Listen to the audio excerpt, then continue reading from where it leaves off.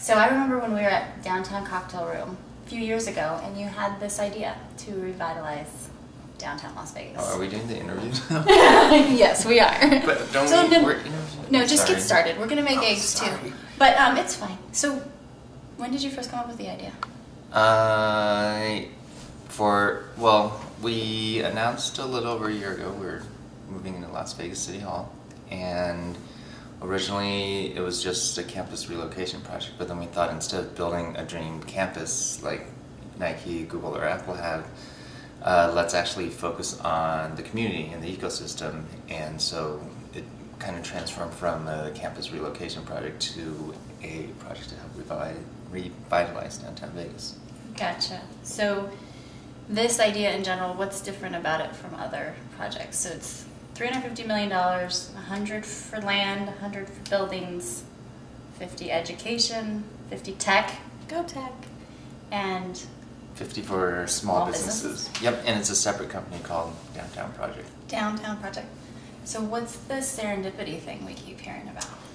So one of the principles is we want to get 100 residents per acre combined with street level activities. So that's where the small business stuff comes in, like the cafes and restaurants and bars and so on, for the residents to collide with each other. And so it's all about accelerating serendipity, increasing the number of serendipitous interactions amongst people in the community, and then the magic just kind of happens on its own. The magic happens. So 100 people per square acre.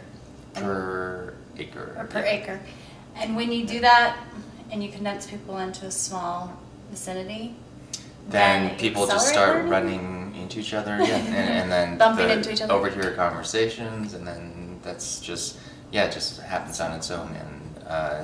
And so historically, every time the size of a city doubles, productivity or innovation per resident increases by 15%, and that's kind of the accidental historical average. And I think if we're actually thoughtful about getting that density and providing places for people to collide, that we can actually achieve much more than that. Sweet, exciting. And so Digital Royalty is moving. We're moving our headquarters down to downtown Las Vegas, and what you are trying to accomplish and what we will accomplish usually takes 15 years, and we're going to do it in 5. I think downtown Vegas will be a very different place five years from now. It already is. Literally, from our morning meetings, there was a building that looked very different when we came back later for our afternoon meetings. So really quickly too, the community aspect of how the economy is going to kind of sustain itself, and the parks, renting space from the restaurants. How is it going with recruiting companies like from Silicon Valley? We've had, in the past few months, already had 5 tech startup companies move from other states, and it's not just from Silicon Valley. We've had companies move from Santa Monica, California. One company moved from Seattle. They were originally going to Silicon Valley and then decided to come here, and so and Phoenix. Yay! Exciting. How excited are you to have us in your neighborhood?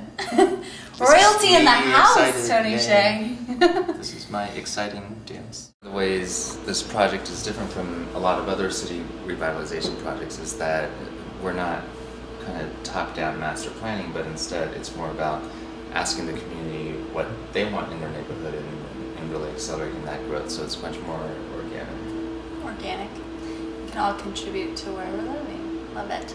So if you bring the people, they will build it, versus if you build it, they will come. Is that part of it? Yeah, well, I think a lot of cities do make the mistake of they try to build these great big structures and then hope people will fill it, and really we're more about bringing the people together and then building the environment around them that they need in order to interact.